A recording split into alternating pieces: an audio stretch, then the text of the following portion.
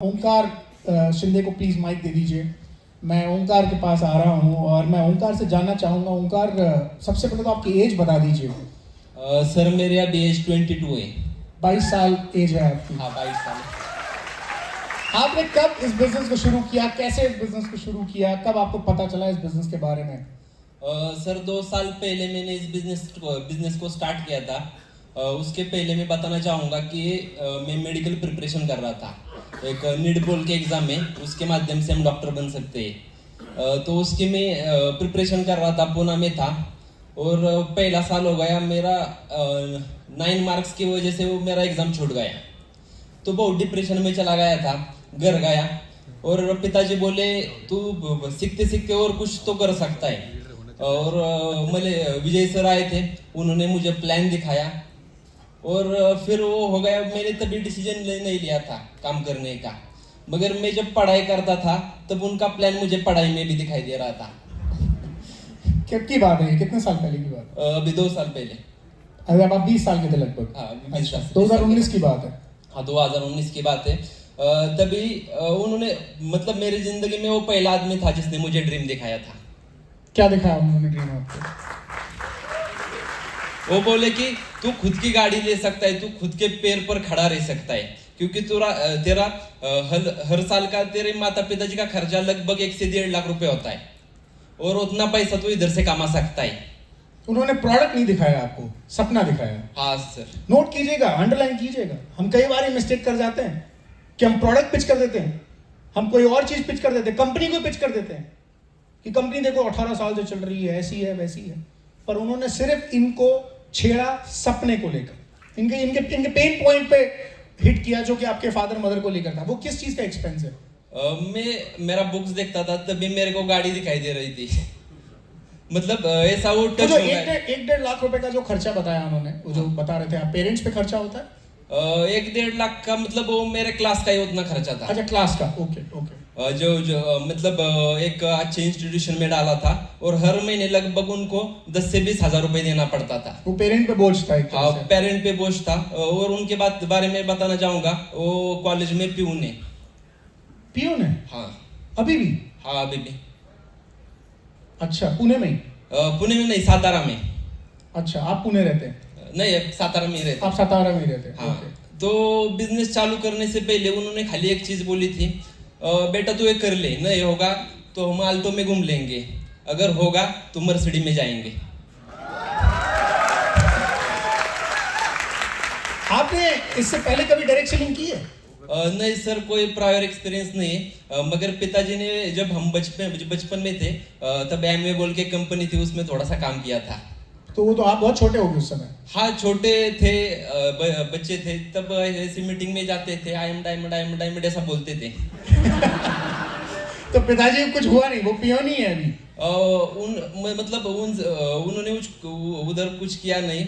और तब से मुझे एक मोटिवेशन था कि आगे जाने के बाद कुछ ऐसा करेंगे, अलग करेंगे। कुछ ऐसा होता है, आपको पता था? हाँ, डायरेक्ट होता है। सेलिंग जैसी कुछ होती है चीज? हाँ। ओके। फिर आपने क्या किया? वो जब पढ़ाई में आपको गाड़ी दिखने लगी, फिर हुआ क्या? तो काम को शुरुआत की मैंने। तो पहली बार सतीश सर है, वो मेरे डायरेक्ट अपलाइन है। उसके बाद जगताप सर है, वो भी टीचर है, और उनके माध्यम से मुझे एक बिजनेस आया था। तो शुरुआत की, सतीश सर बोले कि अपनी लिस्ट निकालो। तो मैंने बहुत बड़ी लिस्ट निकाली 20 लोगों की। तो सतीश सर ने एक 10 लोगों को उनमें से कांटेक्ट किया।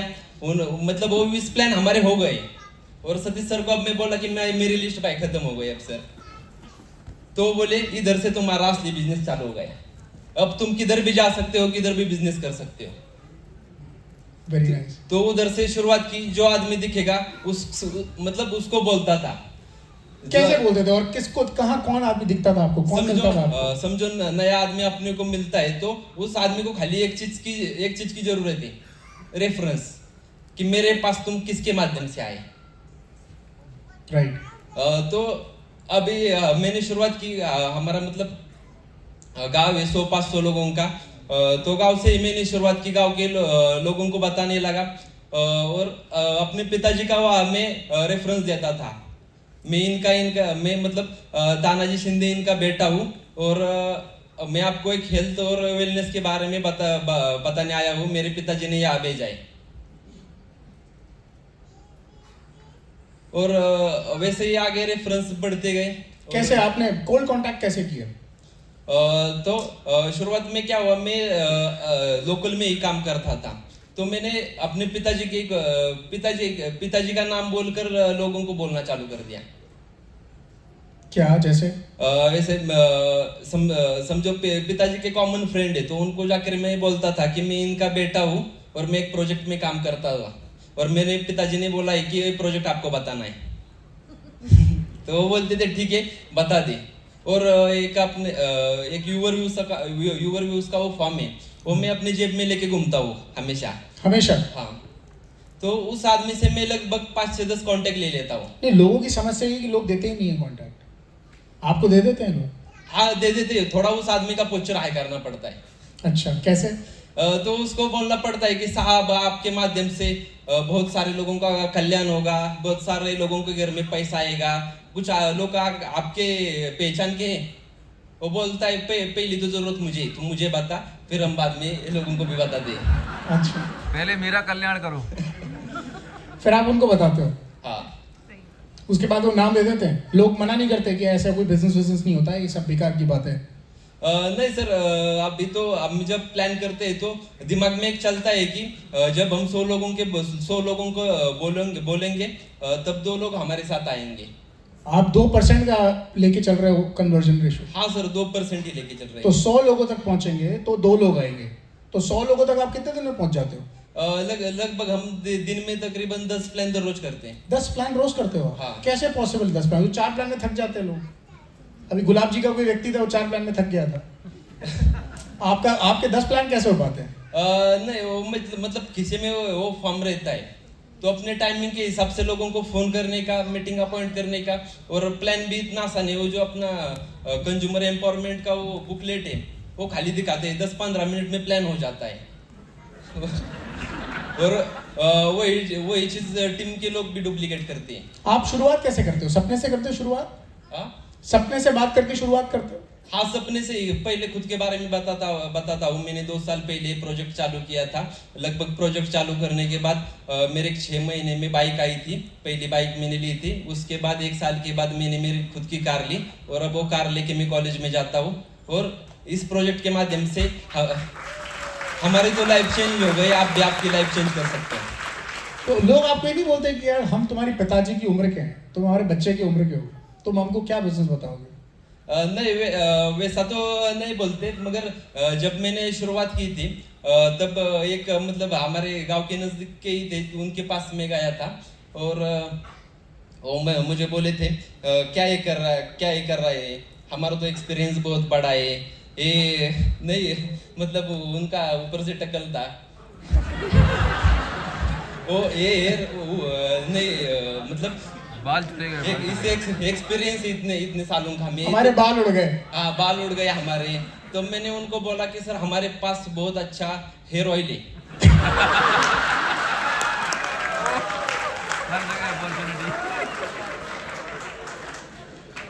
मतलब सर, मतलब ये हमारे। तो उन्होंने क्या आपको बिठा के रखा उसके बाद, या हाथ मार के भगा दिया? नहीं, उन्होंने तो भगाया नहीं, हम खुद ही निकल पड़े। इसकी ग्रोथ बहुत स्पीड से हुई है, जरा वो पूछो। जी, मैं उसी पे आ रहा था।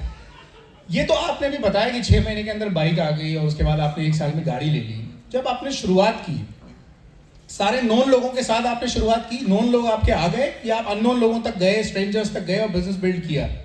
और उस समय लोगों ने आपसे ये नहीं पूछा कि यार तुम्हारा चेक कहाँ है, चेक बताओ? लोग, बहुत लोगों को समस्या है यहाँ पे, हम लाते किसी के पास, लोग हमसे हमारा चेक मांगते, हम क्या बताएं? तो शुरुआत की थी, जैसा अनूप सर बोलते हैं, फ्रेंड्स फार्मूला के साथ हमें काम करना है। शुरुआत को फ्रेंड्स के पास चला गया। मतलब वो एक ऐसा आदमी रहता है कि जो हमारे बारे में सब कुछ अच्छा ही सोचता है, वैसा बिल्कुल नहीं है।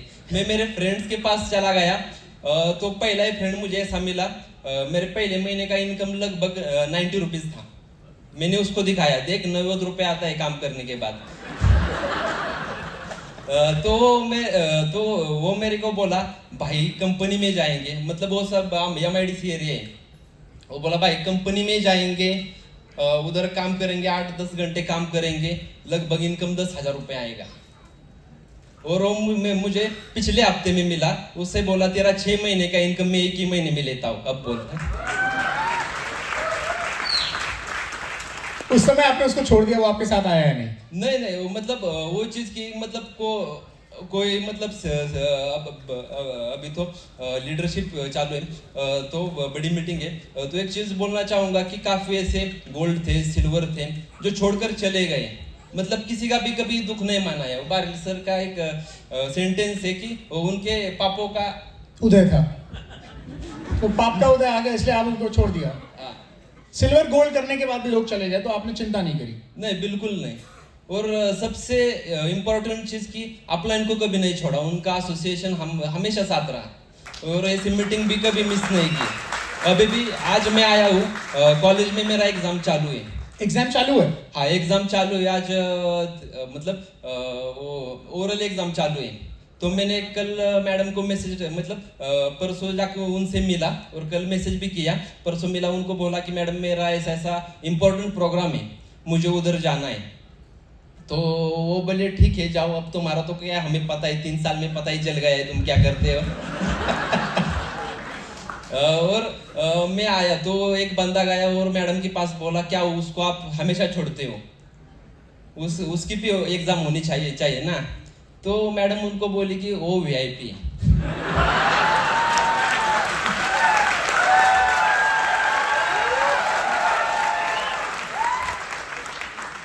आपका एग्जाम चल रहा है अभी, और यहाँ ओरल आप यहाँ दे रहे हो आपका? अभी कॉलेज में ये एग्जाम चालू है और अभी मतलब टीचर का भी बहुत बड़ा योगदान है। मतलब मुझे कॉलेज में कोई टीचर ऐसा बोलता था कि बाबा तुम कॉलेज को आओ, स्टडीज करो, तो मैं उनको क्या करता था, खाली प्लान दिखाने के लिए विजय सर के पास ले जाता था। वो बोलते ठीक है फिर तू तेरा काम कर, हम सब एडजस्ट करते। अच्छा, वो मैनेज कर लेते हैं? मैनेज कर लेते हैं। वैसा सर कॉलेज भी बहुत परफेक्ट चल रहा है, अभी TY BSc में पढ़ रहा हूँ और FY में मेरा क्लास में फर्स्ट आया था। वाह, क्या बात है, जोरदार तालियां, वेरी नाइस। SY में भी सेकंड आया था और SY से ऐसा लॉकडाउन चालू है। Very nice. तो आपने इतनी जल्दी ये क्राउन जो अचीव किया आपने, आप क्राउन है, मैं आपको बता दूं 2 साल के अंदर हुआ अचीवमेंट? हाँ सर, 2 साल में हुआ। तो जैसा बारिल सर ने बोला था कि वैसे वो डेडलाइन होती है ना टेढ़ी वाली, वो हमारे बिजनेस में भी आ चुकी थी। तो सुबह डायमंड सब में बोला था, डायमंड सब में बोला था ना, वैसे आड़ी लाइन आई थी। तो उसी लाइन पे थे। तो मतलब नर्वस हो रहा हूँ मैं बहुत। कोई बात नहीं, आप बहुत अच्छा बोल रहे हो। तो उस लाइन अभी भूल गए मैं। कोई बात नहीं। मैं आपसे ये जानना चाहता हूँ कि जितनी 6 लेग्स आपकी हैं, हाँ सर, ये सब सारे आपके कॉन्टैक्ट्स के हैं लोग, या ये सब स्ट्रेंजर्स हैं, अननोन लोग हैं? हाँ सर, कुछ मेरी मतलब एक ही लेग टीचर के, बाकी सब स्ट्रेंजर्स हैं। अच्छा, एक लेग टीचर है आपके? खुद के अपने टीचर है? हाँ, टीचर है मेरे 11वीं स्टैंडर्ड के मराठी के। तो आपने उनको डाउनलाइन बना लिया? वो आपकी सुनते हैं, आप उनके मेंटर हो? यहाँ आए तो नहीं है वो? यहाँ नहीं आए। यहाँ नहीं आए, अच्छा फिर ठीक है, मैं बोल सकता हूँ। तो वो अच्छा कर रहे हैं? हाँ, अच्छा कर रहे हैं। Very nice. मुझे याद है 5 दिसंबर को, 5 या पुणे में हम कब थे? पुणे लास्ट था। 5 दिसंबर को डायमंड्स एंड अबव यहाँ पे मीटिंग हुई थी। Yes sir. आप उस समय डायमंड थे? Yes sir. एक्सेलरेट के तुरंत बाद जो मीटिंग हुई थी, Yes, sir. और इन्होंने कमिटमेंट किया, क्योंकि जयपुर में फैमिली रियूनियन होने वाला था, तब तक पोस्टपोन नहीं हुआ था, और क्राउन एंड अबव को ही इनवाइट किया था। और इन्होंने कमिटमेंट की खड़े होकर 5 दिसंबर को कि मैं क्राउन बन के जयपुर आऊंगा। और उन्होंने मुझे मैसेज किया, मैं अगर ओमकार का ये मैसेज आपको बताऊं डेट के साथ कि कौन से डेट को इन्होंने मैसेज किया। आप ओमकार है ना? ओमकार नहीं, ओमकार। इन्होंने मुझे मैसेज किया, इनकी टीम में बहुत सारे ये पोस्टर्स भेजते रहते हैं मुझे, सर ये स्टूडेंट है, कितने गोल्ड हैं, ब्रॉन्ज हैं, ये स्टूडेंट का इनका। और 5 दिसंबर को कमिटमेंट की। अच्छा, एक जीजा जी का भी भेजा जीजा जी क्वालिफाइड। और उसके बाद 19 दिसंबर को इन्होंने मैसेज पता है क्या भेजा? जयपुर डन सरोगे भैया, क्राउन नहीं, जयपुर डन, मैं जयपुर आ रहा हूं। जस्ट 14 डेज डायमंड से क्राउन हो गए। कमिटमेंट की थी खड़े होके 5 दिसंबर को, जिसके विटनेस सबने किया था, ये जितने डायमंड अनुभव पुणे में यहाँ पे थे। सर तो मैं बोलना चाहूँगा कि जो सितंबर महीना था तब तक मैं लगभग सिल्वर ही था। सितंबर 2000 अभी का 21 तक। अच्छा, हाँ, तो वो मैं अभी बीच में बोला था ना, वो स्ट्रेट लाइन आ गया था, तो मैं सिल्वर डायरेक्टर ही था। तो उस महीने में डिसाइड किया, मतलब सागर सर की एक मीटिंग होने वाली थी, उसमें डिसाइड किया, अब अभी बोले बहुत हो गया, बिजनेस भी ऐसा होने के बाद ऐसा भी हो रहा था, तो डिसीजन लिया कि कुछ तो बन के जाएंगे। तभी अक्टूबर महीने में मैंने गोल्ड क्वालिफाई किया, स्टार किया और डायमंड किया एक ही महीने में। वाह, ये बात तो मुझे। और उसके बाद दिसंबर में सीधा क्राउन। हाँ, दिसंबर को सीधा क्राउन चला गया, मतलब उसके बाद तो फुल ऑफ मतलब लाइफ एक्साइटमेंट ही हो गया। अभी आप कैसे काम करते हो? मतलब कोई ऐसा है कि कोई पर्टिकुलर प्रोडक्ट पे काम कर रहे हो आप, या लोगों को स्पॉन्सर करते हो, नेटवर्क बनाते हो? सर प्रोडक्ट में नहीं, जैसे शिरीष सर ने बताया कि सबसे ज्यादा काम हेल्थ में होता है, मतलब वेलनेस में, और अनूप सर का जो प्लान है हम 15-15 मिनट में दिखा देते हैं, क्योंकि हमें पता है कि ज्यादा टाइम वेस्ट नहीं करना, काम करना है तो फास्ट करना है। और अगर कोई आदमी वहाँ करता है तो उसको छोड़ देते हो या पकड़ के रखते हो? नहीं, उसे छोड़ देते हैं। उसकी तरफ देखते ही नहीं, चल भाई। आपने ध्यान दिया कि नहीं दिया, ये 1 महीने में गोल्ड सिल्वर से, हाँ, सिल्वर से डायमंड गए। हाँ, 1 महीने में। हाँ, 1 ही महीने में। और उसके बाद तीसरे महीने में क्राउन चले गए। क्राउन समझ में आया? 90 डेज 22 साल की उम्र, और उम्र 22 साल की, नो एक्सपीरियंस, कोई एक्सपीरियंस नहीं, और पढ़ाई में भी फर्स्ट आ गया। वेरी नाइस, जोरदार तालियां एक बार। Thank you Omkar, thank you. Doctor साहब, डॉक्टर एसपी राठौर जी को माइक दे दीजिए प्लीज। डॉक्टर साहब, आपके बारे में जानना चाहेंगे, आपकी क्वालिफिकेशन, एजुकेशन क्वालिफिकेशन, और आपका प्रेजेंट अभी आप किस फील्ड में काम कर रहे हैं? मेरा नाम है डॉक्टर एसपी राठौर, मैं गुजरात से हूँ। मैंने एमबीबीएस किया है, एमएस किया है, एलएलबी किया है, पीएचडी मेरा चालू है, लेकिन कोरोना में ड्यूटी होने से मेरा थीसिस सबमिट नहीं हुआ है। मैं गवर्नमेंट में हायर रैंक में हूँ, क्लास 1 ऑफिसर हूँ और डेप्यूटी डायरेक्टर हूँ GMERS जो ग्रुप है उसमें। Very nice. उसके बाद फिर इस बिजनेस को चुना आपने, क्या रीजन है? मतलब आप इतनी क्वालिफाइड हैं तो आप एक अच्छी जॉब में भी हैं और अच्छे सेटिस्फाई, संतुष्ट रह सकते हैं, उसके बाद फिर बिजनेस, और फिर यही बिजनेस क्यों? और भी बहुत सारे बिजनेसेस हैं। पहले भी मैं एक बिजनेस में था, तब भी मेरे गुरुजी थे, वो एसपी बारिल जी थे। एसपी बारिल जी ने इसके अलावा कोई और बिजनेस किया? उनको मैंने जामनगर में सुना था, उसके बाद वो बिजनेस तो मैं नहीं कर पाया। अच्छा, पुरानी कंपनी? हाँ, पुरानी कंपनी। और उसके बाद मेरे को सर, मैं जब as a dean I was working in PDU medical college Rajkot Gujarat, जहाँ से हमारे मोदी जी पहली बार CM बने थे, तो कॉलेज में मैं डीन था और मैं मीटिंग कंप्लीट किया और मेरे को चेस्ट पेन आया। It was a severe heart attack.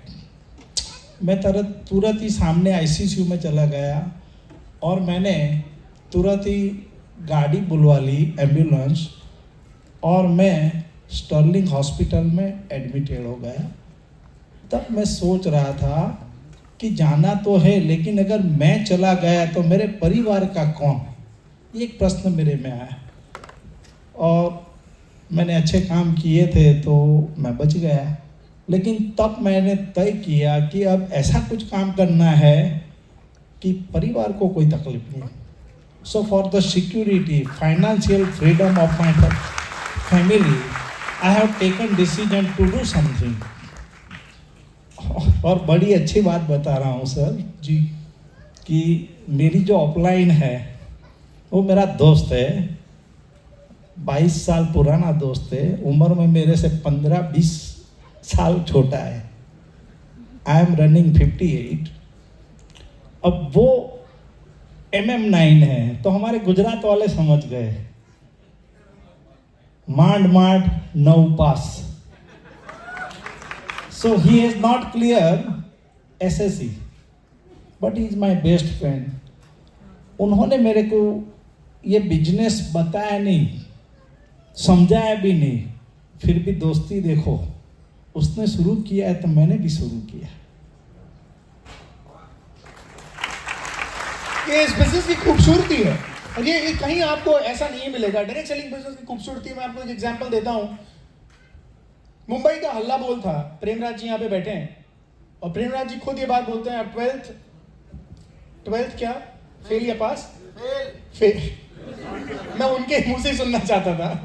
12th fail हैं और वो शान से स्टेज से बताते हैं। गजब की बात सुनेंगे आप। मुंबई हल्ला बोल में प्रेमराज जी के पास टॉपिक था कि उन्हें हेल्थ प्लान कैसे दिखाते हैं वो बताना था।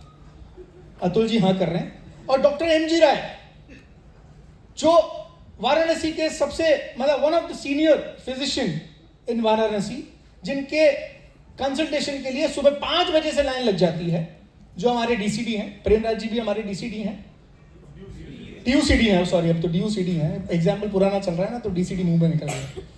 और हमारे डॉक्टर एमजी राय को मोदी जी शपथ ग्रहण में बुलाते हैं दिल्ली। प्रेमराज जी हेल्थ प्लान के बारे में बता रहे थे, और उसके तुरंत बाद डॉक्टर एमजी राय 10 कोर स्टेप्स के बारे में बता रहे थे। आप सोचिए, 12th फेल व्यक्ति हमारे इस बिजनेस की खूबसूरती है कि डायरेक्ट सेलिंग में वो हेल्थ प्लान बता रहे हैं, और एक इतने हाईली क्वालिफाइड व्यक्ति 10 कोर स्टेप्स के बारे में बता रहे हैं। ये डायरेक्ट सेलिंग के अलावा कहीं और नहीं मिलेगा। डॉक्टर साहब का एग्जाम्पल आप देख ही रहे हैं यहाँ पर, और उससे पहले ओमकार ने खुद ये बात कही कि मैंने टीचर को अपने डाउनलाइन में ज्वाइन करा लिया, और डॉक्टर साहब खुद बता रहे हैं कि उनके जो अपलाइन है वो उतने हाईली क्वालिफाइड नहीं है। ये बिजनेस की खूबसूरती है। डॉक्टर साहब, इतनी क्वालिफिकेशन लेने के बाद आप किसी के पास जाते हैं तो ईगो आड़े नहीं आता कि मैं इतना पढ़ा लिखा हूं और मैं फिर किसी के घर जाऊं? लोगों को तो परेशानी होती है। अभी कोई कह भी रहा था कि हम घर घर नहीं जा सकते, कैसे प्रोडक्ट बताएंगे, हमारी बहू नहीं जाएगी, ये कैसा बिजनेस है? सर बहुत अच्छी बात बताना चाहता हूँ। जब हम हमारे परिवार की फाइनेंशियल फ्रीडम के लिए निकले हैं तो डर किस बात का, शर्म किस बात की। जब हार्ट अटैक आया था तब परिवार में से 2 या 3 ही लोग आए थे। तो एक बात पक्का समझ में आ गया था कि मेरे परिवार के लिए जो करना है मुझे ही करना है। Very nice. डॉक्टर साहब, कितनी जल्दी आपने इस बिजनेस को बिल्ड किया, वो एक हादसा होने के बाद? क्या एक सेंस ऑफ अर्जेंसी है, क्योंकि आपने कम समय में एक अच्छी अचीवमेंट ली है? मैंने सर, मैं इतने प्लान दिखाता था कि मेरी अपलाइन का फोन आता था कि रात के 2 बजे आप सो जाओ। कितने प्लान हो पाते थे सर आपके जॉब के साथ? आप डीन हैं। हाँ सर, मैं जूनागढ़ में डीन था। मेरा ड्यूटी शुरू होता था 10:30 को। मैं सुबह एक प्लान कंडक्ट कर लेता था 9 बजे। फिर मैं किसी के घर पे जाके? नहीं सर, मेरे डीन बंगले पे मेरा सब फैसिलिटी था, तो मैंने हमारे गैरेज में भी बोर्ड लगाया था, मेरे हर कमरे में बोर्ड था। और ताजुब की बात बताऊं, मेरे पास 3 गाड़ियाँ, तीनों गाड़ियों में मैंने बोर्ड रखा हुआ था। तीनों गाड़ियों में 3 अलग अलग बोर्ड? अलग अलग बोर्ड। और मैं विथ मटेरियल ही जाता था। और मटेरियल मतलब टूल्स? ये टूल्स अपने सारे टूल्स आपकी गाड़ी में? सारे टूल्स में गाड़ी में रखता मतलब था। टूल्स के बिना बिजनेस पॉसिबल नहीं है सर, लोग कई बार लोग खाली हाथ पहुंच जाते हैं किसी के पास। मैं सर खुद अपना बोर्ड निकाल के खड़ा करता था। और मैं जहाँ जहाँ खाना खाया है ना, उस मालिक को तो मैंने प्लान दिखाया ही। ढाबे के मालिक को? हाँ। और वो ढाबा वाला स्पॉन्सर हुआ नहीं हुआ, लेकिन आजू बाजू खाने वाले हो गए। मैं एक ही बात मैं मानता हूँ कि जो मेरे बिजनेस में आने वाले हैं वही आने वाले हैं, जो नहीं आने वाले हैं वो रुक के ही रहेंगे। जी माइक एक मिनट माइक। जब मैं पहली बार इनके घर पे गया जी, तो इनकी कॉलेज में इनका डीन थे, और वहाँ कॉलेज में तो जितने भी लोग सिक्योरिटी गार्ड है, तो मुझे इंट्रोडक्शन हो रहा है कि he is a bronze director, he is a silver director, he is a gold director. तो जो सिक्योरिटी गार्ड, ड्राइवर, पूरा स्टाफ, ऑलमोस्ट सब लोग इन्वॉल्व, और इन्होंने पूरी कॉलेज को जैसे वेस्टिज और विनिंग टीम का माहौल बना दिया था पूरा। दिस काइंड ऑफ कमिटमेंट, और दिस इज द वे। क्या बात है, क्या बात है। मतलब अभी मैंने कहा था ना सेशन के शुरुआत में कि ये जितने बहाने हैं वो सारे दरवाजे से बाहर जाएंगे। अब आपको कुछ रियलाइज हो रहा होगा एक तरफ आपने ओंकार को देखा जो अब पढ़ रहा है अभी और कुछ करेगा आगे, उसके पास पूरी जिंदगी है, और एक तरफ हम डॉक्टर साहब को देख रहे हैं जो ही इज नियरिंग 60, इतनी क्वालिफिकेशंस के साथ, हर बैकग्राउंड के लोग, हर तरीके से। अगर सिर्फ एक बात कॉमन है सब में, ओंकार को सिर्फ पढ़ाई में गाड़ी दिख रही थी, डॉक्टर साहब को फाइनेंशियल सिक्योरिटी दिख रही थी। रीजन कुछ और होगा। ये रीजन जो हम लेके चल रहे हैं वो रीजन शायद वीक है इस बिजनेस करने का, इसलिए शायद हम अभी तक मंच तक पहुंच नहीं पाए। जी डॉक्टर साहब। हमारे अंडर में मेरा सिक्योरिटी गार्ड था, पहली बार उसने ना बोल दिया, फिर 3-4 दिन के बाद मेरे को पूछ रहा था कि सर मुझे पता है आपका पेमेंट करीब करीब 4 लाख है और आप ये बिजनेस क्यों कर रहे हो। मैंने उसको इतना बताया कि मैं जिस कुर्सी में बैठा हूँ ना, उस कुर्सी में बैठने से लोग मुझे बोलते हैं राठौड़ साहब, जिस दिन वो कुर्सी छोड़ दूंगा ना, वो क्या बोलेंगे पता है, देख वो राठौड़ जा रहा है।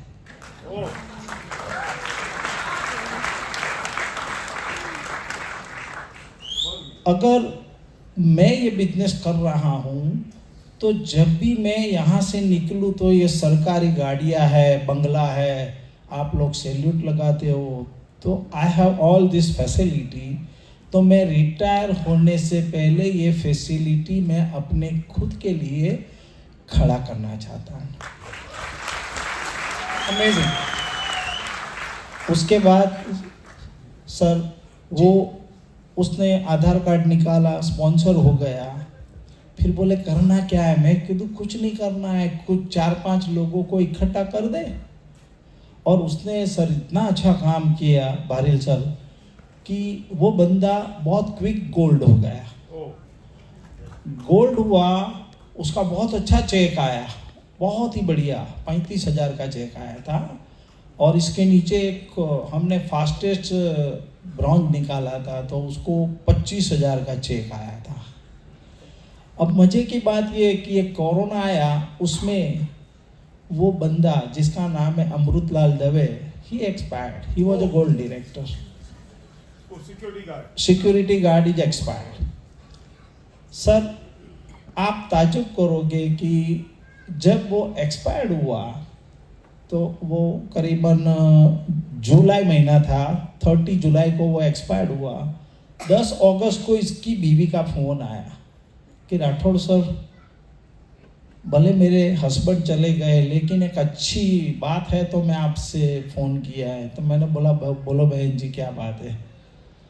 तो उन्होंने मेरे को एक ही बात बताई कि जब मेरे हस्बैंड एक्सपायर्ड हो गए तो सबसे पहला फ़ोन आपका था कि उनकी सोशल विधि के लिए जो भी खर्चा हो आप मुझे अमाउंट बताना, मैं आपको भेज दूंगा, आप किसी से मांगना मत।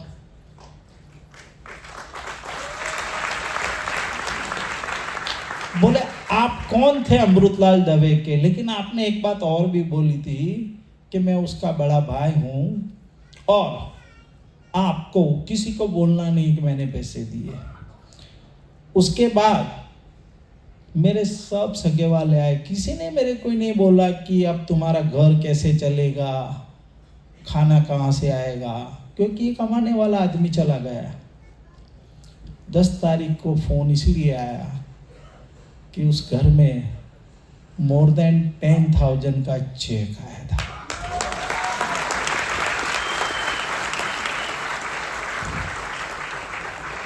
वो बंदे का 1 साल कंप्लीट हुआ तो उसकी श्रद्धांजलि थी। उसी के दिन हमने तय किया था कि इसका चेक डबल होना चाहिए। तो मैं और मेरी ग्रेट अपलाइन हरीश नडियापरा आज यहाँ हाजिर है, एक ताली हो जाए उनके लिए। हम दोनों ने डिसाइड किया कि कुछ भी हो जाए इसको एलओबी मिलना चाहिए, और हमने काम किया और हमने उस आत्मा को श्रद्धांजलि दी। उसका जो चेक जब एक्सपायर्ड हुए तब आए थे, उससे डबल चेक करके दिया। अमेजिंग, बहुत बढ़िया।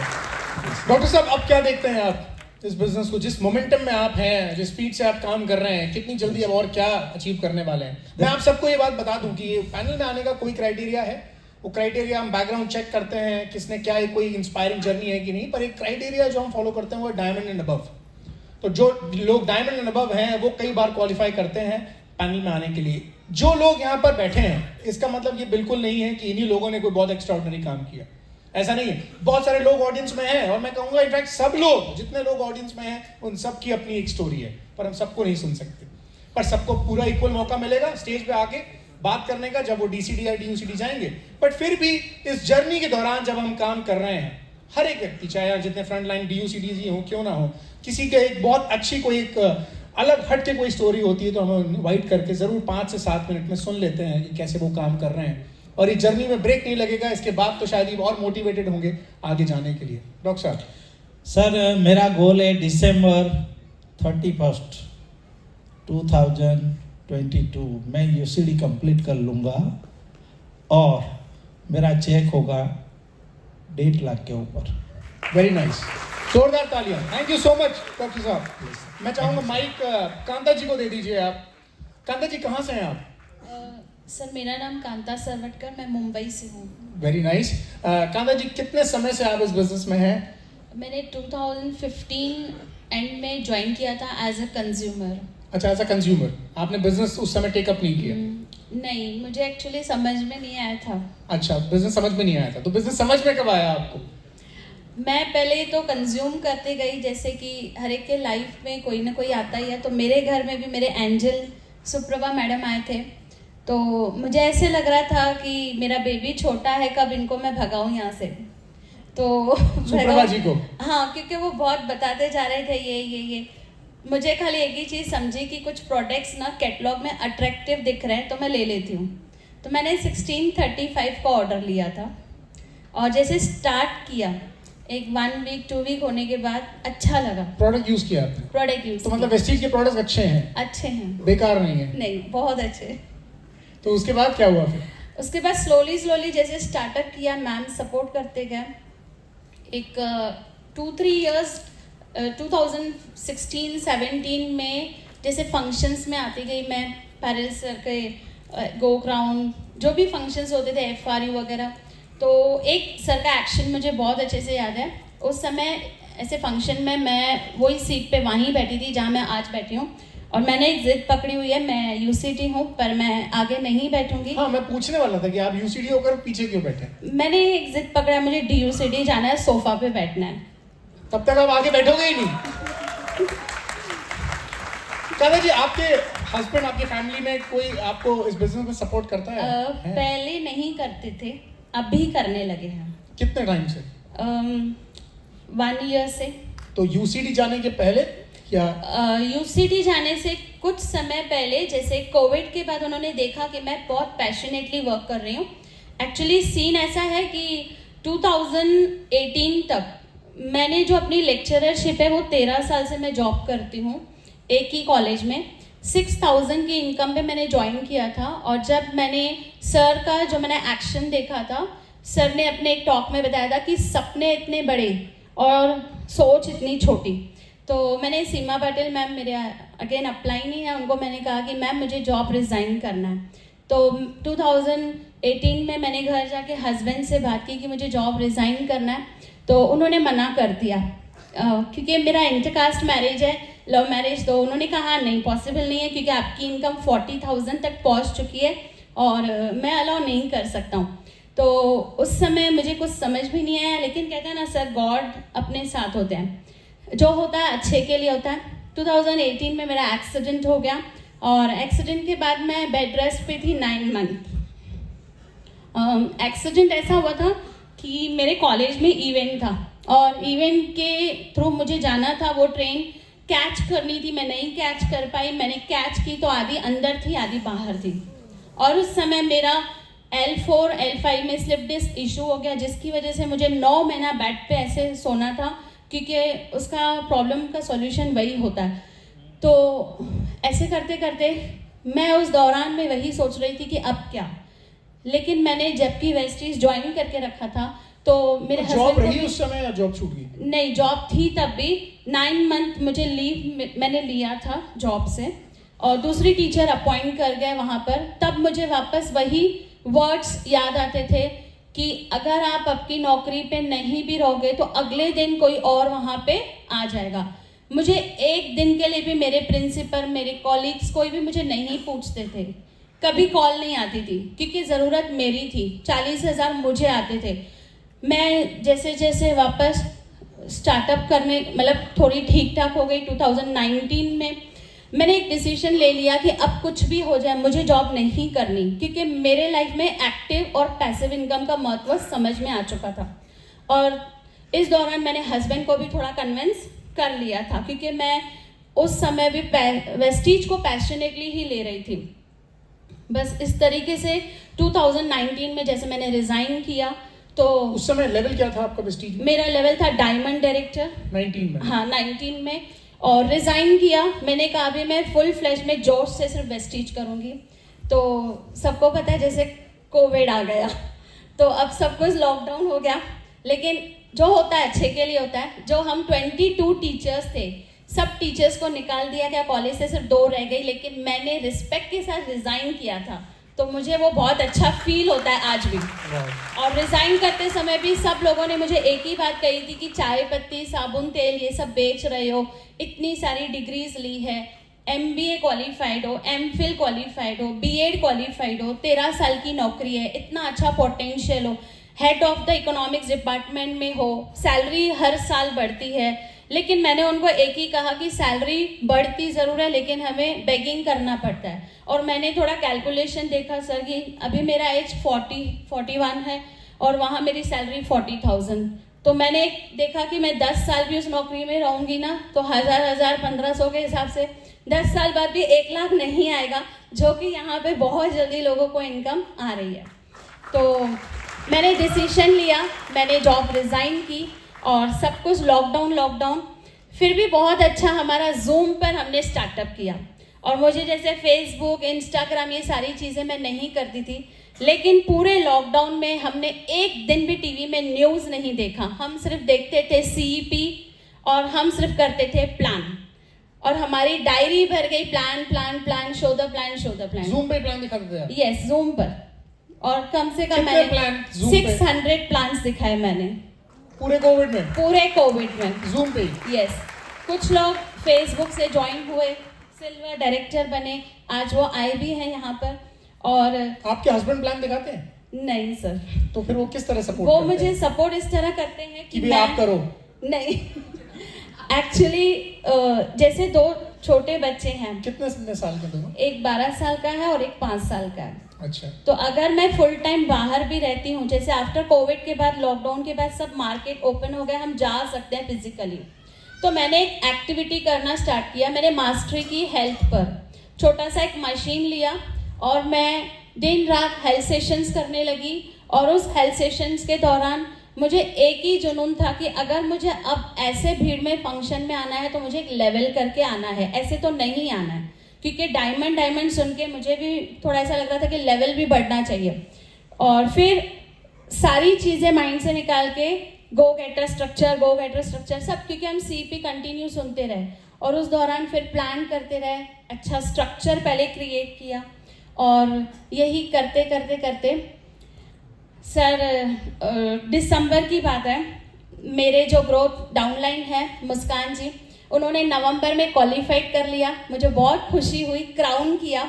और बस फिर मैंने दिसंबर में ठान लिया कि क्राउन तो करना ही करना है। मेरा क्राउनशिप हो गया मॉर्निंग में। फिर मुझे बैरल सर के एक वर्ड्स याद आए, थिंक बिग। और सच में आप बिलीव नहीं करोगे, मेरा जैसे क्राउनशिप मैंने ऐप में चेक किया तो मैं और देखने लगी अब क्या हो सकता है। तो मुझे बाद में समझा रहे ये तो UCD जा सकता है। तो फिर मैंने अपनी अपलाइन को कॉल किया, मैम मैं तो UCD जा सकती हूँ। बोला गो अहेड। मतलब यही सारा चमत्कार ये कि हम बैरल सर के जो वर्ड्स को कैच करते हैं, थिंक बिग। तो मॉर्निंग में मेरा हुआ क्राउन और इवनिंग में मैंने किया UCD। वाह, क्या बात। कांता जी, आप इतने क्वालिफाइड हैं, उसके बाद, क्योंकि देखिए कांता जी आज एज अ लेडी यहाँ पर हैं, उनके हस्बैंड, तो आपके हस्बैंड फंक्शन में नहीं आए? नहीं, फंक्शन में नहीं आए वो। एक एज अ सिंगल लेडी आप बिजनेस को बिल्ड कर रही हैं। बहुत सारी लेडीज यहाँ पर हैं, उनको ये चैलेंज आता है। मैं मानता हूँ लेडीज की अपनी लिमिटेशंस होती हैं, तो उनको ऐसा लगता है कि हम कैसे घर घर जाएंगे। आपको क्या लगता है इसके बारे में, आपका क्या सोचना है कि आप इतने क्वालिफाइड होने के बाद ये बिजनेस करना, लोगों के घर जाना, प्रोडक्ट्स बताना अच्छा लगता है? क्या सोचते हैं आप इसके बारे में? सर अच्छा, मतलब इसमें हमारे ड्रीम्स है, और सेकंड थिंग हस्बैंड जो है फिजिकली हमारे साथ नहीं चलेंगे, लेकिन मॉरल सपोर्ट उनका हमेशा मिलता है। आज मेरे घर में शादी है, मतलब मेरे देवरानी के भाई की घर की शादी है, तो उनको मैंने कहा आप हल्दी शादी अटेंड करना, आपके लिए वहाँ रहना इम्पोर्टेंट है, मेरे लिए ये इम्पोर्टेंट है। ओह, आपने शादी छोड़ दी? नहीं, वो शादी अटेंड कर रहे हैं, मैं यहाँ पर हूँ, तो हम लोग सब मैनेज करके चलते हैं। That's really nice. देखिए, नहीं तो बहुत सारे लोग तो इसलिए नहीं आए होंगे कि घर में शादी है, हम आ ही नहीं सकते, पर ये कमिटमेंट है। मैं आपसे जानना चाहता हूँ कि हस्बैंड ने आपको कुछ समय बाद सपोर्ट किया, हाँ, तो आपने उनको एनरोल कैसे किया इस बिजनेस में, समझाया कैसे, या वो खुद समझ गए आपको देखकर, आपकी सफलता को देखकर? नहीं, एक्चुअली जैसे लॉकडाउन के बाद उनको एक समझ में आया, जब हम CEP वगैरह एक्टिविटीज़ में रहते थे, या उनको एक समझ में आया कि मेरी वाइफ ने भी जॉब छोड़ दिया है, और एक जुनून चढ़ा हुआ था सर माइंड में। मतलब मुझे अगर एक लीड भी अकोला का मिलता था, एक लीड नागपुर का भी मिलता था, या इंदौर का, तो मैं उन्हें सिर्फ बता दी कि मैं अपने जो डाउनलाइन है इनके साथ मैं जा रही हूँ, तो मुझे यहाँ पे प्लान करना है। तो उनको एक समझ में आता था कि जब मैं जॉब पे जाती थी ना, तो मैं बॉस के कंट्रोल में होती थी। मुझे 5-6 बजे अगर बुलाया जाता था अर्ली, तो मैं नहीं जाती थी, लेकिन यहाँ पर मुझे कभी भी आउट स्टेशन जाना है, कैसे भी, किसी भी हाल में, मैं उनसे कुछ भी नहीं मांगती थी, मैं सिर्फ बोलती थी मुझे परमिशन दे दो। तो उन्होंने ना मेरा वो पैशन देखा, मेरा वो जुनून देखा, और उनको एक समझ में आया कि मतलब मुझे उनको अल्टीमेटली इसमें सपोर्ट करना ही पड़ेगा। He is a manager in DHL company, तो उनको मैंने धीरे धीरे ये समझाया कि किसी भी ऑफिस में, कंपनी में एक एक्टिव इनकम एक लिमिट तक होती है। तो सर ये सारे फंक्शन से, बातों से, CEP से, अब वो मुझे सपोर्ट करते हैं, 100% सपोर्ट करते हैं। वेरी नाइस, आपने उनको एनरोल कर लिया अपने यस, साथ। एनरोल किया। ग्रेट। अब आपने अपनी सैलरी का डबल आपने इनकम अब स्टीज से ले रही हैं आप, यस, तो अब उसकी चिंता नहीं होती आपको? नहीं, उसकी चिंता नहीं होती है। Very nice. सिंगल लेडीज के लिए बहुत बड़ी इंस्पिरेशन है, विमेन एम्पावरमेंट में बहुत जबरदस्त काम कर रहे हैं। जोरदार तालियां कांता जी के लिए। Thank you so much Kanta ji. मैं चाहूंगा किशन परमार जी को माइक दे दें। आप किशन हैं और आपकी आप कमल हैं, सॉरी आप कमल परमार हैं, मैं सॉरी। और कृष्णा परमार जी भी हमारे बीच में यहाँ पर हैं, मैंने उनका नाम कॉल किया था, मैं उनको बुलाना चाहूंगा। वो दिल्ली में हमारे पार्ट थे, पैनल डिस्कशन के थे। एक बार कृष्णा परमार जी आप भी आ जाएं स्टेज पर। जोरदार तालियां कृष्णा परमार जी के लिए। कुछ कंफ्यूजन था नाम में, और आप शायद अपलाइन डाउनलाइन हैं? आप डाउनलाइन है उनकी, इसीलिए तो अपलाइन डाउनलाइन का कुछ कंफ्यूजन था। दिल्ली में आप हमारे पैनल डिस्कशन के पार्ट भी थे। तो कमल जी, मैं आपसे जानना चाहूंगा कैसे जर्नी शुरू हुई आपकी प्रेस्टीज ऑर्गेनिक टीम के साथ, कब हुई? सर मेरा नाम कमल सिंह परमार है, और मैं माइक थोड़ा पास में कर लीजिए, पास में कर लीजिए। हाँ। मैं उज्जैन से 120 किलोमीटर दूर एक गांव में रहता हूँ, और गांव में भी नहीं रहता हूँ, जंगल में रहता हूँ। तो जंगल में घर है आपका? जंगल में मकान है मेरा, और मैं वहीं पैदा हुए आप? इसलिए मुझसे रखी है। वो बहुत बड़ी स्टोरी है, राजपूत हूँ ना। माइक पास में कर लीजिए थोड़ा। जी, मैं किसान हूँ। अच्छा, इतना हैंडसम किसान भी होता?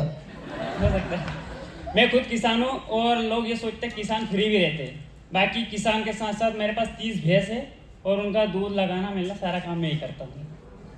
मेरे बड़ा भैया है और पापा, हम सभी मिलकर बिजनेस को बिल्ड करते हैं हमारे, पूरी फैमिली?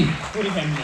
तो आप कब आए इस बिजनेस को, समझा कब आपने? वो जंगल में कौन आ गया आपको फरिश्ता बनकर बिजनेस समझाने? वो क्या है कि सर दूध देने के लिए गांव में जाते हैं, है ना, तो जंगल से गांव जाते हैं? गांव में जाते हैं। अच्छा। तो हम अच्छे किसान की श्रेणी में आते हैं गांव के लोगों की नज़र में। तो मेरा एक मित्र है, उसने मेरे को फ़ोन लगाया कि कुछ प्रोडक्ट हैं एग्री के, उसको तू देख ले, समझ ले। तो मैंने चलो ठीक है, उसने मेरे को बताया, तो उस पर नाम लिखा था, मतलब फोटो में बताया था मेरे को पहले, तो उस पर लिखा था वेस्टीज। तो मेरे दिमाग में किसी ने पहले से भर रखा था वेस्टीज अच्छी नहीं है और बहुत महंगे प्रोडक्ट है उसके। दूसरे दिन सुबह मैं गांव में गया दूध लेके, उसने बोला कि सर आए हैं, तू थोड़ा सा डेमो देख ले मात्र। चलो ठीक है, बुला रहा है तो चलते हैं अपन। मैं गया, मैंने डेमो देखा, तो डेमो इतना अच्छी तरीके से हमारे अपलाइन कृष्णा सर बता रहे थे कि मैं वहीं पे अट्रैक्टिव हो गया उनसे। मतलब सुना था, उन्होंने जो डेमो बताया कि मिट्टी डबल हो गई, मेरे 30 साल की उम्र है, मेरी 31 साल की, और 2012 से मैं खेती कर रहा हूँ। जब से अभी तक मिट्टी डबल नहीं हुई थी, इनने 5 मिनट में डबल कर दी।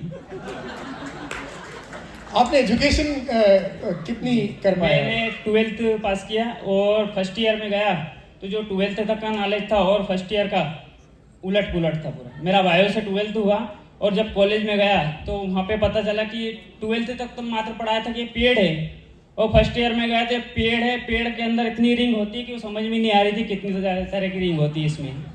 तो 3 महीने वहाँ पे पढ़ाई की और आउट हो गया, छोड़ दिया, ड्रॉप कर दिया आपने? ड्रॉप कर दिया। 12th पास ही रहे फिर आप? हाँ, 12th पास हूँ। फिर मैंने सोचा कि नौकरी अपन से होगी नहीं, नौकर बन के रह जाएंगे, उससे अच्छा पेरेंट्स के पास रहेंगे ताकि उन्होंने जो हार्ड वर्क किया है उनकी लाइफ में अपन उनकी कुछ मदद कर सके। तो मैं घर के जो बिजनेस है मेरा उसी में मैं जुड़ गया। अब सर ने वहाँ पे प्रोडक्ट का डेमो बताया, उनको किसी ने बताया था कि ये अच्छे खेती करता है, इसको आप थोड़ा सा अच्छे से समझाना।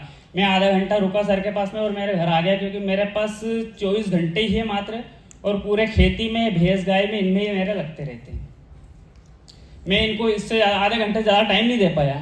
फिर मैं घर पे आया, मैंने सोचा उस चीज़ को कि चलो अभी 12 बजे लाइट आएगी, पानी संभालना, उसके पहले 1 घंटा अपने पास है, क्यों ना अपन जिन्होंने अपने को बताया, मैं तो जानता पहचानता था नहीं सर को, उससे पहले उनको एक बार बुलाता हूँ और कम से कम अपने घर पे बुला के चाय तो पिलाते हैं उनको। मैंने जस्ट इनको कॉल किया, वो सर मेरे घर से 2 किलोमीटर आगे निकल चुके थे, रोड पे फूटा हुआ था, पर उनको भी ऐसा लगा चलो कोई बुला रहा है मेरे को, तो वापस वो फूटे रोड से मेरे घर तक कार लेकर आ गए। जंगल में, आप बोल रहे थे जंगल में कौन आए, वो आ गए। तो मैंने सोचा कि पिताजी के सामने सारी प्रोफाइल दिखाएंगे तो ज़्यादा बेटर रहेंगे, पर पिताजी खेत तरफ निकल गए थे, तो इन्होंने मेरे को समझाया और मेरे अंदर सपने जगाने की कोशिश की। सपने इस तरह से बोले, मतलब क्या चीज़ पसंद है आपको, क्या करना चाहता है लाइफ में? मैं तो सेटल हूँ, करना क्या, मेरे पास गाय भैंस है, दूध का बिजनेस है, पैसे की कमी नहीं, 40-45 बीघा जमीन है, एक ही जगह रहते हैं, फैमिली के साथ रहता हूँ, किसी चीज़ की आवश्यकता नहीं है। बोले देश विदेश घूमना है? मैंने घूमना चल सकते हैं। बोले अभी गोवा ट्रिप चल रहा है, फ्लाइट से चलेंगे। मेरे गाँव में कोई फ्लाइट से नहीं गया, मेरे को मौका मिल रहा है, तो क्या करना पड़ेगा? बोले कि वो LOB वगैरह बताया मेरे को, वो अभी भी नहीं पता है। मतलब देखिए, अपलाइन साथ में यहाँ बैठी हुई है, अपलाइन भी क्राउन है, और कृष्णा जी ने वहां पर, कृष्णा जी राइट, कृष्णा जी ने वहां पर एग्री का प्रोडक्ट मूव हो ये कोशिश नहीं करी, उस जंगल में बैठ के भी सपने की बात करी। ये बात इंपॉर्टेंट है। ये शॉर्ट टर्म चीज नहीं देख रहे थे वहां पे कि यार इसका 40-45 बीघा खेती है, कोई भी फिसल जाए, अरे यार ये तो सारा एग्री चला जाएगा, मजा आ जाएगा। इन्होंने शॉर्ट टर्म गेन नहीं देखा, उन्होंने सपने की बात करी, फ्लाइट की बात करी, गोवा की बात करी। प्लीज। Yes sir. तो मैंने पूछा इनसे कि इसके लिए क्या करना पड़ेगा, तो इन्होंने सोचा कि यदि इस व्यक्ति को मैं बिजनेस प्लान दिखाऊंगा कि इतनी इनकम आएगी, इतना होगा, तो शायद फिसल सकता, क्योंकि इस चीज़ को, इसको पैसे की जरूरत नहीं है, इसको सिर्फ घूमना है। तो इन्होंने बोला कि 1,70,000 का बिजनेस यदि हो जाता है तो तुम गोवा के लिए क्वालिफाई हो सकते हो। तो मैंने ठीक है, 3200 रुपये का सामान मैंने ले लिया, आगे देखते जो भी होगा। फिर मेरा दिमाग दौड़ा, ये चले गए, चाय पी के चले गए। और हाँ, एक चीज़ हो, मेरे पापा आने लगे तो हो सकता है इनको लगा कि ये व्यक्ति के पापा इसको शायद मना कर दे, तो ये बोले चलो मेरे को छोड़ के आओ, आधा किलोमीटर दूर रोड है गाँव घर से, तो ये मैं छोड़ने गया इनको। वहाँ पे इन्होंने मेरे को बताया, मेरी ID वहीं पे प्लग की और मेरे को प्रोडक्ट वहीं पे थमा दिए और बोले पेमेंट मैं अभी ट्रांसफर करता हूँ। Very nice. तुरंत साथ में प्रोडक्ट थे तो इन्होंने साथ के साथ वो डील क्लोज कर दी। ऐसे नहीं कि DLCP पे आ जाना, फिर पैसे दे दो, फिर 1 हफ्ते बाद डिलीवर करेंगे प्रोडक्ट वहां पर जाके। बहुत अच्छी बात है। yes. फिर मैंने इनसे पूछा कि जिन लोगों को अपन ने वहाँ पे प्लान दिखाया था, प्रोडक्ट दिखाया था, उनका क्या? बोले अभी उनका आना बाकी है।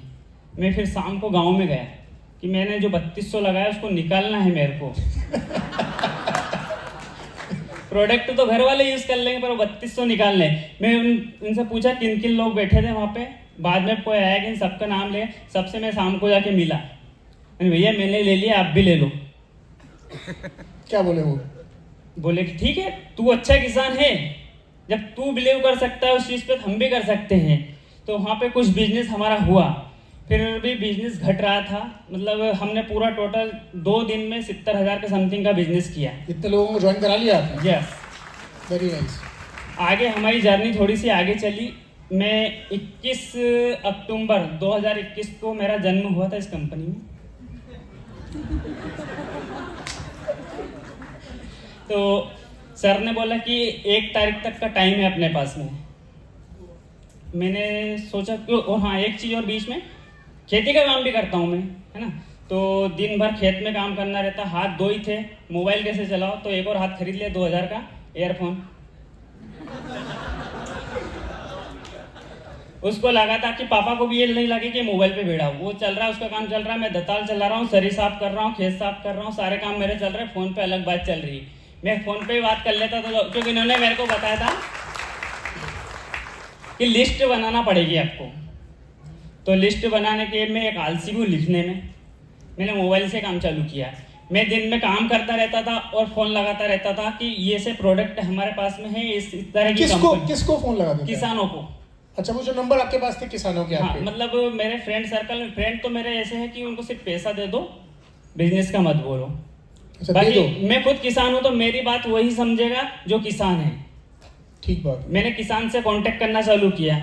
तो मैंने सर से, मेरे को नॉलेज नहीं हुआ था, एक बार में किसी को नॉलेज नहीं होता, यहाँ पे तो कुछ लोगों ने 1-2 साल लगा दिए। सर को मैंने बुलाया, मैंने सर मैंने कुछ लोगों की लिस्ट बनाई है, आपको मेरे साथ चलना है। तो बोला ठीक है मैं आता हूँ। वो भी मतलब समय के पाबंद, और समय में थोड़ी सी एक और चीज़ है मेरे बीच में, मैं सुबह 6 बजे, 5 या 6 बजे उठता हूँ। 10-11 बजे तक, 9 बजे तक गाय भैंस को संभालना, चारा पानी कर देना, जिसके बाद घर वाले संभाल लेते हैं। 12 बजे लाइट आ जाती है, 12 बजे से शाम को 6 बजे तक खेत में रहना है। शाम को 6 बजे तक दूध वगैरह निकल जाता है। 6 बजे से रात की 10 बजे तक का 4 घंटे का टाइम फ्री रहता है हमारे पास। उसमें आप मोबाइल चला लो, खाना खा लो, घूम लो, फिर लो, कई यार दोस्तों से मिले आओ, पार्टी वगैरह कुछ भी कर सकते हो। यहाँ आपने लाइट आने की बात की, लाइट चली गई। यस। 10 बजे के बाद वही लाइट आ जाती है, रात की 2 बजे तक वहाँ पे खेत में रहना है, ठंड गर्मी कुछ भी हो। 4 घंटे, फिर 2 बजे लाइट जाती है, 2 बजे से सुबह 5 या 6 बजे तक सोने को मिलता है 4 घंटे। 4 घंटे इधर भी थे, 4 घंटे उधर भी थे। बाकी इसमें ज्वाइन होने के बाद में मेरे पास मात्र सोने के लिए 4 घंटे बचे, क्योंकि शाम को 6 बजे मेरी, मतलब दिन में मैं लिस्ट बना लेता था, शाम को सर प्रोडक्ट लेके जाते हैं, हम शाम को 6 बजे जाते हैं और जिसके 10 बजे घर वापस आते हैं, क्योंकि घर आने के बाद वापस काम भी संभालना है मेरे को। सर मेरे का ये हुआ कि 3 दिन से हम गए और 3-3 घंटा हमने काम किया और मैं सिल्वर डायरेक्टर हो गया। और कितने समय में? 9 दिन में। 9 दिन में 21 तारीख से 21 अक्टूबर से 1 नवंबर तक। यस। और इन्होंने मेरे को बधाई दी, बोले बधाई हो आपको। सारे किसान जुड़े थे? जी, किसान जुड़े, और क्योंकि मेरे को किसान की नॉलेज था ना पहले। हाँ, तो किसानों ने ये नहीं बोला ये प्रोडक्ट महंगे हैं, नहीं, ये मैंने 45 रुपए की साबुन, 55 रुपए की साबुन हम कैसे यूज करेंगे? सर किसानों का ऐसा है कि उनको फायदा दिखना चाहिए, प्रोडक्ट कितने ही महंगे क्यों ना हो। मैंने पहले एग्री के प्रोडक्ट उनको बताया। एग्री में हम लोगों का ऐसा रहता है कि चाहे 1 लाख रुपए का प्रोडक्ट हो, पर उसका बेनिफिट मिलना चाहिए हम लोगों को। तो आपने बेनिफिट दिखा दिया उनको? जी बिल्कुल। भाई जो डेमो आता है ना अपना, जैसे आप लोग अपने हेल्थ सप्लीमेंट में करते हैं उसका फ्लैक्स ऑयल का, ऐसे ही मैं जेल का प्रोडक्ट बताता सबसे पहले, जो एक्वा जेल, जो अभी तक शायद मार्केट में किसी के पास भी नहीं है। तो उससे इतने ज्यादा अट्रैक्टिव होते थे लोग कि फटाफट बोले कि ठीक है, और तुम्हारे ऊपर बिलीव भी है क्योंकि तुम अच्छे किसान हो, तो मेरा बिजनेस आसानी से हो गया। तो उसके अलावा आपने सिर्फ एग्री के प्रोडक्ट मूव किए कि बाकी प्रोडक्ट्स भी मूव किए आपने? जी सर, वो भी मैं बता रहा हूँ। मेरे दिमाग में ये खाली दिमाग इसमें किसी ने भर दिया था कि वेस्टिज के प्रोडक्ट महंगे हैं। हाँ। तो अपने को एग्री से मतलब, वेस्टिज के दूसरे प्रोडक्ट से कोई मतलब नहीं था अपने को। अब जैसे ही मैं गोवा गया, वहाँ पे इन्होंने जो हुआ वो बहुत कुछ हुआ, क्योंकि मैं तो एंजॉयमेंट के लिए गया था कि अपना इधर पैसा भी निकल। और मैंने पूछा सर इतना बिजनेस होगा, इसमें कितना पैसा आएगा? इन्होंने नहीं बताया, बोले मेरे को भी नहीं पता कितना आएगा। मेरे को सस्पेंस में रखा। ठीक है, तो 16 नवंबर को जाना था वहाँ पे गोवा, और मेरा शायद अकाउंट भी प्लग नहीं हुआ था, तो मेरा पेमेंट भी नहीं आया था। जब जा रहे थे इंदौर गए एयरपोर्ट पे, वहीं पे मैसेज आया 33,000 रुपये का।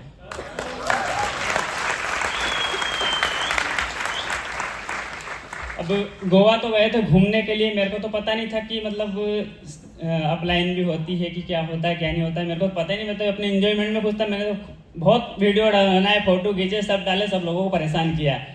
पहली बार आप निकले थे? जी पहली बार अपने गांव से, अपने घर से बाहर निकले थे आप? हाँ, लोकल में तो चलता, बाकी इतनी दूर कभी नहीं गया था। लेकिन कभी नहीं गए थे? कभी नहीं गया था, वो भी पहली बार फ्लाइट हुआ? से। ओ, पहली बार आप आए? पहली बार फ्लाइट से गया था। वहाँ पे जाने के बाद में माहौल मिला, जब लोगों को पता चला, कुछ लोगों ने बताया कि ये 9 दिन में 10 दिन में सिल्वर हुए, तो उन लोगों को इतना अट्रैक्टिव हुए कि उन्होंने मेरे साथ सेल्फी ली, मेरे मोबाइल नंबर शेयर किए, कुछ लोगों ने मेरे साथ डांस किया, कुछ लोगों ने मेरे को डिनर के लिए बोले आइए हमारे साथ खाना खाइए। तो मैंने सोचा ये क्या कर दिया मैंने।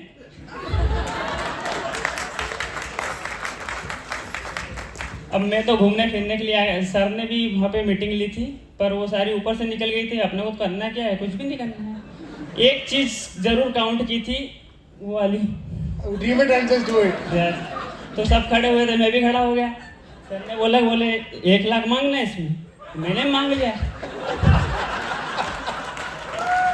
इनोसेंसी देख रहे हैं आप, कुछ टेक्निकल नॉलेज नहीं, कुछ नहीं पता, और जब ये करना था तो 1 लाख मांग लिया।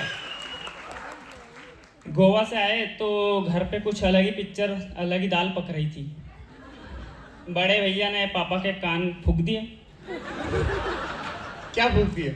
ये तो घूमने फिरने लग गया है, घूमेगा फिरेगा, ये तो अच्छा पैसा कमा रहा। गांव के लोगों ने, जो मेरे यार दोस्त थे, उनसे मिलना बंद कर दिया 10 दिन मात्र। तो उन्होंने बोले कि वो तो पैसा कमा लेगा, पैसा वाला बन जाएगा। अब मेरा बिजनेस जरा सा हुआ था, पर उन्होंने पता नहीं क्या क्या भर दिया। तो पापा को कुछ ऐसा हुआ तो वो मेरे को बिल्कुल भी ढील नहीं दे रहे थे। तो जैसे हम गोवा से आए तो बिजनेस थोड़ा थोड़ा चला मेरा, और दूसरे महीने में जो मतलब थोड़ी सी टाइम 3-4 घंटे का निकाला था, मतलब चोरी किया था टाइम घर से, क्योंकि मैं ना तो यूट्यूब देखता हूँ ना फेसबुक पे दूसरी चीज़ें देखता हूँ, सिर्फ मेरा फोटो डाल देता हूँ, बाकी दुनिया देखती रहे इसको। ये बहुत बड़ी बात है, ये बहुत बड़ी बात है। आप समझ पाए कि नहीं समझ पाए, वरना हमारा कितना समय है स्क्रीन टाइम आप देखें फेसबुक का, सिर्फ स्क्रॉल करने में चला जाता है। पर ये समझदारी पहले सही है, क्योंकि लोग ये करके, ये स्क्रॉल कर करके फिर छोड़ते हैं उसको। आपने पहले दिन से ही उसको छोड़ रखा है, बहुत अच्छी बात है, टाइम वेस्ट नहीं किया, अपना डाल दिया, दूसरे देखते रहे, दूसरों को अपना देखना नहीं। हमारे उज्जैन में मीटिंग भी रखते हैं हर महीने, ये महीने के पहले संडे को। तो 7 नवंबर को इन्होंने मीटिंग रखी थी, मैं सिल्वर हो गया, तो बोले आइए आपका रिकॉग्निशन होगा। तो रिकॉग्निशन की स्पेलिंग भी नहीं पता था क्या होती है, अपने को मतलब ही नहीं था इन चीज़ों से। तो मैं नहीं गया, मैं नहीं आ सकता सर, मेरे घर का काम नहीं छोड़ सकता, जो काम कर रहा हूँ ठीक है मैं यहीं से कर लूँगा, मेरे को नहीं आना है। तो मैं नहीं गया। अगले महीने काम किया थोड़ा बहुत, तो 43,000 का चेक आ गया।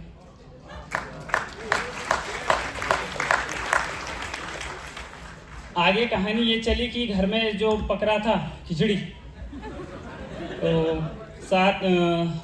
5 दिसंबर के दिन वापस इन लोगों ने मीटिंग रखी उज्जैन में, मैं उसमें फिर नहीं गया।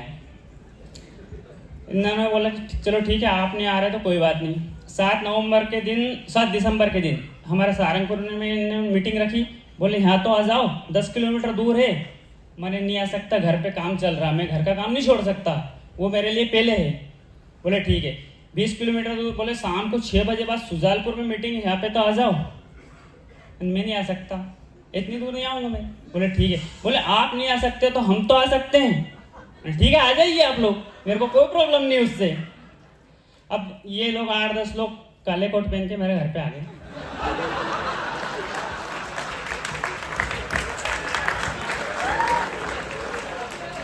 बिल्कुल, वो जंगल में रहता हूँ, लाइट की व्यवस्था भी नहीं है, मतलब 10 घंटा लाइट मिलती 24 घंटे में। तो बैटरी वगैरह की व्यवस्था करी, बाहर ही खाट बिछाई, मच्छर भी काटे इन लोगों को मैंने। तो मेरे अपलाइन कृष्णा सर और अंकित सर, चौहान सर और विक्रम मालवी सर तो नहीं आए थे, बाकी ये तीनों आए थे, और भी कुछ लोग आए थे इनके साथ में। तो इन्होंने बोले आप काम, उन्होंने बैकग्राउंड देख लिया कि लड़का झूठ नहीं बोल रहा है, आने का बहाना नहीं बना रहा है, इसके पास 30 भैंस बंधी हुई है, यहाँ पे पूरा जंगल में रहता है, मतलब ये झूठ बोलने का काम इसका नहीं है। बोले आप कर सकते हो। उन्होंने पापा को पास में बिठाया और उनसे बोला कि आपका लड़का बहुत कुछ कर सकता है, इसके अंदर बहुत अच्छी ताकत है, बोलने की क्वालिटी है, बोल भी सकता है, लोगों को समझा भी सकता है, डरता भी नहीं है, क्योंकि इसका नाम ही नाइट किंग है। तो ये तो उन्होंने वहाँ पे जो हुआ वो एक आश्चर्यजनक चीज थी, मेरे को पता ही नहीं था कि उनके मन में क्या चल रहा है। बोले कि ये तुम्हारे लिए काम तो कर सकता है पर ये मेरे बड़े बेटे को धोखा देगा। ये जी पिताजी ने बोला। मैं सोच में पड़ गया, मैंने ये क्या हो रहा है। बोले ये तो पैसा कमा लेगा, मेरा बड़ा बेटा क्या जिंदगी भर गोबर फेंकेगा। फिर सर ने बताया, चौहान सर ने बात करी, अंकित सर ने बात करी, कृष्णा सर ने बात करी। बोले कि देखो पैसा ही सब कुछ नहीं होता है, मान सम्मान इज्जत हमारी इंडस्ट्री में इतनी ज़्यादा मिलती है कि उसकी आपने कल्पना भी नहीं की हो। तो मेरे पिताजी ने बोला कि पैसा तो मैंने इतने कमाए हैं कि 4 लाख तो मैं थाने में दे चुका हूँ, 6 केस चल रहे मेरे ऊपर। स्ट्रगल ये था कि 7 बीघा दादाजी के पास जमीन थी, आज अंकल की और हमारी मिला के 70 बीघा उन्होंने उनकी मेहनत से की है। तो उनको पैसे का कुछ लालच नहीं था। अंकित सर ने बोला कि ये 1 लाख रुपए 2 लाख रुपए महीना कमा सकता है। बोले मेरे को पैसा नहीं चाहिए, मेरी औलाद चाहिए जो यहाँ पे हमारे घर में मतलब काम करे और हमारे साथ में रहे, घर को 1/2 ना करे। तो मैंने फटाक से मैं बोल दिया, मैंने जो भी पैसा आएगा आधा भैया का आधा मेरा। क्या बात है, क्या बात है। फ्रीडम चाहिए थी मेरे को। तो 7 दिसंबर का दिन था, मेरे को फ्रीडम मिल गई। यस। भैया यहाँ आए क्या? भैया हैं नहीं यहाँ? आए। अच्छा राम लक्ष्मण, ओके। 8 तारीख के दिन सुबह से मैंने सर को फोन किया, सर आप गाड़ी में सामान भर के जितना आपके पास है सामान सब लेके आइए। बोले क्यों? फील्ड पे चलेंगे, आजादी मिल गई। तो एक और चीज हुई बीच में, उन्होंने ये बताया मेरे को, अंकित सर ने बोले कि जयपुर चलना है, भैया से मिलना है कि नहीं मिलना, तुम्हारी मूंछों का सवाल है। सेल्फी ली थी भैया के साथ गोवा में। मैंने हाँ। तो मैंने क्या करना पड़ेगा उसके लिए? बोले क्राउन बनना पड़ेगा। सिल्वर डायरेक्टर था उससे पहले, मैं उसके आगे कुछ भी नहीं बढ़ा था। बोले क्राउन बनना पड़ेगा। मैंने क्या है क्राउन की डेस्टिनेशन क्या होती है वो बताइए मेरे को। बोले 6 लाख LOB करना है आपको। ठीक है कर दूंगा, कोई बड़ी भारी बात नहीं। मैंने वही पुराना सिस्टम अपना चालू किया, दिन में काम करता, तीसरे से हाथ से बात करता था एयरफोन से, और लिस्ट बनाई फटाफट। वही शाम को सुबह में 3-4 घंटे का टाइम मिलने लग गया, और शाम को भी मैं 11-12 बजे तक आने लग गया। तो घर वाले थोड़ा उससे हुए कि चलो ठीक है। कुछ दिन सर का सहारा लिया, सर के पास और भी टीम थी तो मैंने उनको ज़्यादा डिस्टर्ब नहीं किया। मैंने जो पहले महीने का 33,000 का चेक आया, मेरे घर में 2 गाड़ियाँ ऑलरेडी थी, एक डिलक्स और एक बुलेट। तो डिलक्स भैया ले जाते थे कि यार ये कहीं जाएगा, तो मेरे पहले फटाफट तैयार होकर दूध लेके गाँव में चले जाते थे। अब इसको गाड़ी क्या मिलेगी? पापा के बुलेट लेके जाता था तो उनको कहीं जाना रहता था तो टेंशन। 33,000 का जो पहले महीने चेक आया था उससे एक पुरानी पल्सर खरीद ली मैंने अपने खुद के लिए। अब उसी गाड़ी से मैंने एक बैग लिया और उसमें सामान भरा और मैं जाने लगा। सामान देके आता था, पर कुछ ऐसा हुआ कि मतलब मेरी चर्चा होने लगी, क्योंकि इधर 2 महीना हुआ था, रिजल्ट आने लग गए थे, लोग मेरे पास वीडियो वगैरह फोटो डालने लग गए थे ताकि मैं लोगों को और ज़्यादा बता सकूं। रिजल्ट ये मिला कि अच्छी ग्रोथ हुई फसल में किसानों को। जिसके बाद हाँ एक चीज़ और गोवा में हुई थी। सर से मैंने पूछा था कि सर और क्या क्या सामान लाना कपड़े के अलावा? बोले कुछ भी मत लाना, ना पेस्ट लाना, ना साबुन लाना, ना शैम्पू लाना।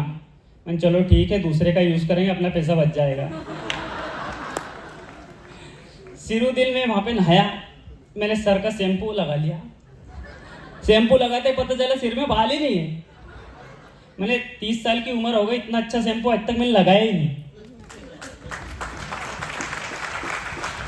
फिर मैंने चलो शैम्पू यूज कर। बस समय कम है, बस 1 मिनट और है, जल्दी से सम अप कीजिए प्लीज। प्रोडक्ट मैंने यूज़ किए, मतलब वो घड़ी वाला पहले इस्तेमाल करो फिर विश्वास करो। तो मैंने FMCG और सप्लीमेंट के प्रोडक्ट भी खुद यूज़ किए और पूरी शिद्दत से पूरी ताकत से जिसके पास जाता था उसको बताता था मैं। इसी तरह मैंने एग्री के प्रोडक्ट का भी इस्तेमाल किया, खुद की ज़मीन में यूज़ किया। वो चीज़ें मैंने लोगों को बताई। मैं इतना बैग में सामान भरता, एक बैग से मेरी पूर्ति नहीं होती थी गाड़ी पे, तो एक बैग आगे एक बैग पीछे बाइक पे और 40-50 किलोमीटर निकल जाता था। उधर से जब आता था तो रात की 9-10-11 बज जाती, बेबी भी सो जाती थी और रोटी ठंडी मिलती थी।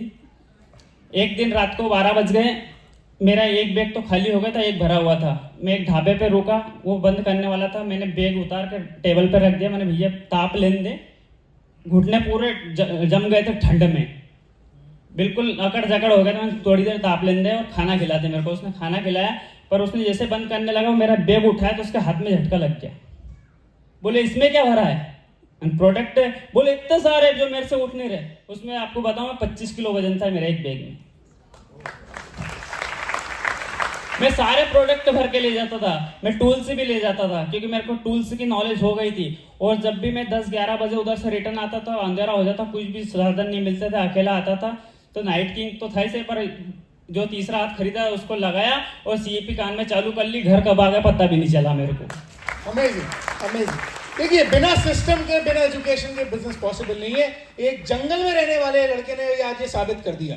हम अपना दिमाग लगा के कुछ अचीव करना चाहें वो कभी पॉसिबल नहीं है। तो उसके बाद आपकी दिसंबर की जर्नी, दिसंबर की जर्नी में ये हुआ कि मेरे को जाना था जयपुर।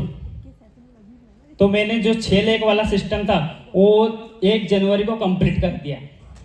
अमेजिंग अमेजिंग, क्या बात है, क्राउन हो गया। Yes sir. और जो ये था ना 1,02,000 आया। जोरदार तालियां एक बार कमल परमार के लिए। 1,02,000 आ गया 1 जनवरी को। Thank you so much. अब कृष्णा जी को दे दीजिए, कृष्णा जी को माइक दीजिए। कृष्णा जी इनकी अपलाइन है और कृष्णा जी दिल्ली में आपको सुना था। यस। और मैं अभी सिर्फ 2 मिनट है मेरे पास, फिर मुझे ताई के पास आना है जी। 2 मिनट में आपके बैकग्राउंड के बारे में बता दीजिए और आपकी जर्नी और अचीवमेंट के बारे में बता दीजिए। 2 मिनट के अंदर please. Thank you so much. और मैं सच बताऊं कि लोग भाग्यशाली होते हैं, लेकिन मैं सौभाग्यशाली हूं कि मुझे बहुत ही शानदार विनिंग टीम, भारिल परिवार, मालवीय सर, चौहान सर और अंकित सर, ऐसे अच्छे अपलाइन मिले। और बैकग्राउंड की बात करूं तो मैं भी किसान हूं और किसान का बेटा हूं और एग्रीकल्चर हमारा बिजनेस है। पिताजी टीचर है और मैं अकेला हूं। और पिताजी का सपना था बचपन से कि नहीं, अकेला लड़का है तो कहीं ना कहीं बहुत बड़ा करे। और सच बोल रहा हूँ, मैं एक छोटे से गांव से हूँ। ले बोलते हैं ना कि लोग छोटा सा गांव लेकिन सपने बहुत बड़े थे जीवन में। तो बस वही देखते थे कि कुछ करना है। तो पापा ने सोचा कि यार गांव में तो पढ़ाई होगी नहीं, तो इसको कहीं ना कहीं थोड़ा बाहर पढ़ने के लिए भेजते हैं। तो मैंने सुना था कि यार कहीं ना कहीं बड़े लोग कैसे होते हैं, तो कि यार वो तो इंजीनियरिंग करते हैं, वो बड़े लोग होते हैं। तो मैंने कहा चलो अपन इंजीनियरिंग कर लेते हैं। इंजीनियरिंग किया। इंजीनियरिंग के बाद में देखा तो वो बोलते हैं ना हकीकत क्या थी, तो वो हकीकत कुछ अलग थी जो वो कुछ लगी नहीं। और अभी गुलाब सर बोल रहे थे ना कि जैसे कि जब लोग को पास से देखते, जब मैंने इंजीनियर जो हमारे प्रोफेसर थे उनको देखा तो कहीं ना कहीं मैंने 60 साल की उम्र है, लेकिन मैं जो चाहता हूँ, जो लाइफ स्टाइल चाहता हूँ, शायद इनके पास नहीं है। तो शायद मेरा भी ऐसा हाल होने वाला है। तो जो मैं सक्सेस चाहता हूँ शायद यहाँ नहीं है। फिर सोचा कि कहीं ना कहीं यार बड़ा काम कहाँ हो सकता है। तो सुना कि यार बॉम्बे में बहुत बड़े बड़े लोग रहते हैं, क्योंकि बचपन से था कि नहीं कि ऐसी लाइफ स्टाइल जीनी है जो अभी हम देख रहे थे, जैसे हमारी विनिंग टीम सभी सक्सेसफुल लीडर की है। सच में ऐसी लाइफ में चाहता था। तो वहाँ पे कुछ गया, तो वहाँ पे कुछ एक्टिंग भी की, सीरियल में भी काम किया, लेकिन वहाँ पे ऐसे हमें संस्कार नहीं जमे क्योंकि हम बहुत अच्छे संस्कारिक परिवार से हैं। यस। एक्टर बनने गए थे आपने, काम भी किया। Yes yes. तो संस्कार नहीं जमे, मैंने कहा क्या करते हैं। फिर योगा ट्रेनिंग भी की, सारी चीजें की, लेकिन वो जो सफलता चाहिए थी, जो लाइफ स्टाइल चाहिए थी, जो एक सेटिस्फेक्शन चाहिए था, और एक ही ऐसा था कि यार मैं सफल हूँ और मेरे द्वारा लोग सफल हों, ऐसी में कहीं ना कहीं सोच रहा था। उस बीच में हमारे जो अंकित सर है उनसे कहीं ना कहीं मेरी मुलाकात हुई। मैं आपको बता दूं कि अंकित शर्मा भी क्राउन है और वो इंदौर से हैं। वो अंडर 25 है। ये दोनों यहाँ पर जो बैठे हैं ये भी क्राउन है और अंडर 30 है। ये यूथ है जो इतना जबरदस्त काम कर रहा है। और आपने 22 साल के ओंकार को तो यहाँ देख ही लिया। ये कुछ ही एग्जाम्पल्स हैं, प्लीज। तो बस अंकित सर से मुलाकात हुई तो मैंने कहा क्या करते हैं कि यार वैसे मेरी कलेक्टेड ऑफिस में मेरी जॉब लग चुकी थी कि यार आप योगा ट्रेनर है तो मैं कलेक्टर और एसपी वगैरह लोगों को योग भी सिखाता था। तो मैंने कहा क्या करें, यहाँ पे भी मजा नहीं आ रहा था क्योंकि देख लिया था जब विनिंग टीम में कलेक्टर जैसे लोग तो उनके पास भी कोई मर्सिडीज BMW जैसे सपना रहता है ना कि एक बंगला हो, एक बड़ी गाड़ी हो। तो मैंने इनके पास भी नहीं, तो मैंने यहाँ भी अपनी दाल गलने वाली नहीं है। तो फिर अंकित सर से मुलाकात हुई तो मैंने कहा क्या करते हैं, सेंटर खोलते हैं, योग सेंटर। मैंने वहाँ से कुछ करेंगे। अंकित सर से बातचीत हुई, बहुत दिनों तक अंकित सर को मैंने योग करवाया क्योंकि वो भी कि यार ये कृष्णा सर बड़े हैं, मैं क्या बताऊँ इनको प्लान। तो उन्होंने बहुत समय तक प्लान नहीं दिखाया। बस कुछ समय पहले फिर उन्होंने प्लान दिखाया और फिर आ गया था अपना अहमदाबाद का फैमिली रियूनियन। उन्होंने बहुत तेज़ी से अप्रोच किया कि बहुत बड़ा फंक्शन हो रहा है और आपको चलना है। तो मैंने मना किया, लेकिन वो मुझे ज़बरदस्ती मेरे कपड़े वपड़े पैक करके मुझे अहमदाबाद लेके आए। और मैं जब अहमदाबाद का प्रोग्राम देखा तो मुझे लग चुका था कि नहीं यार, जो वाकई जैसा लाइफ चाहता हूँ, जैसा जीवन चाहता हूँ, मुझे यहाँ पे मिल चुका है और ऐसा मैं देख रहा हूँ यहाँ पे। बस वहीं से बस तेजी के साथ काम किया। तो पहले महीने का चेक आया था 28 रुपये। 28 रुपए? तो मैं तेजी से मेरे पापा के पास गया, तो मैंने पापा के कितने का चेक आया कि मैंने 28 रुपये, कि इसको जल्दी करो नहीं तो इनकम टैक्स की रेट पड़ जाएगी, बहुत बड़ा चेक आया था। तो लोगों ने बोला कि यार सर क्या लड़का है आपका, साबुन मंजन का धंधा कर रहा है। तो मैं उन्होंने बोला हाँ, इंजीनियर है, प्रोफेशनल योगा ट्रेनर है, तुमने इतना पढ़ाया है, तुम्हारी करोड़ों का टर्नओवर है, जमीन जायदाद है, तुम्हारा लड़का अकेला है। कि नहीं यार वो पागल नहीं, वो आधा पागल है, क्योंकि लोग बोलते कि यार वो पागल हो चुका है, किसी का सुनता नहीं हो। तो हमने बोला कि वो पागल नहीं, आधा पागल है, अब वो जो चाहेगा उसी को करने दो। इसी के साथ तेजी के साथ काम किया और क्राउन किया और हाईएस्ट इनकम है यहाँ से 80,000 रुपये। Thank you. क्या बात है, जोरदार तालियां, जोरदार तालियां। और मैं आपको बताऊं कि इस बार आप देखिए हमारी बड़ी समस्या है, और ये आप कुछ सीनियर लीडर समझ भी पाएंगे। पहले एक गो ग्राउंड होता था तो हम उसमें से 5, 7, 8 ऐसे लीडर्स को बुला लेते थे, फिर 2 हुए तो हमने थोड़ा बहुत मैनेज किया, अब 5 हो गए हैं। हमारे लिए मैनेज करना बड़ा मुश्किल हो गया। इनकी अपलाइन दिल्ली में थी। Yes. और ये यहाँ पर हैं, ये कमल जी यहाँ दिल्ली में नहीं थे, ये यहाँ पर हैं, आप दोनों जगह थे। तो इसलिए सब लोगों ने भी अपना चॉइस करना शुरू कर दिया है। तो फिर भी उसके बावजूद इतनी सक्सेस है विनिंग टीम में कि मेरी लिस्ट अभी भी है जिनको मैं बुला नहीं पाया। अतुल जी, इतनी लिस्ट है कि मैं चाहूँ तो अभी और 5 लोगों को यहाँ पर स्टेज पे बुला सकता हूँ एग्जाम्पल के लिए, बट ठीक है, समय अलाउ नहीं करता। Thank you so much Krishna ji. Mike ताई को पास कर दीजिए। हमारे साथ यहाँ ताई हैं। ताई, आप मराठी में बोलेंगे कि हिंदी में कंफर्टेबल हैं? मराठी बोलेंगे तो मैं चाहूंगा मुझे एक ट्रांसलेटर यहाँ पर चाहिए होगा, क्योंकि मैं भी समझ पाऊँ और बहुत सारे